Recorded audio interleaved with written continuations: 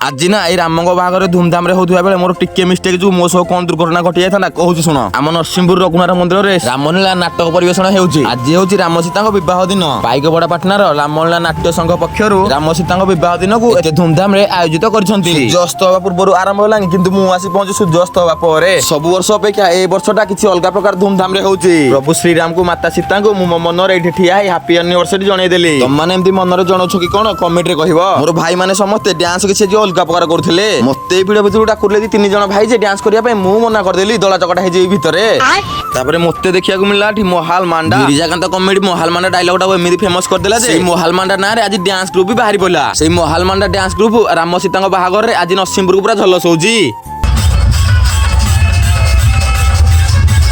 मते देखिया मिलला बे बण मनीष ता सह मध्य जाई मु डी वीडियो कर देली। एबे देखिया मिलला मते भोलेनाथ शिव आ तांको सह मु मध्य जाई डी फोटो उठाई देली। आउ जने भोलेनाथ शिव तांको मथारो जो नियाटा बाहर करथले मते देखिया बहुत सुंदर लागुतला आ मजा भी लागुतला देखिया को। ए भोलेनाथ शिव सी तांको निया जाली नाट्य परिवेषण करथले मु सेल्फी नबा चक्कर रे मो सह आज कोन नाइ कोन घटी जायथा आपण माने पछर तो देखले जानि पारथबे।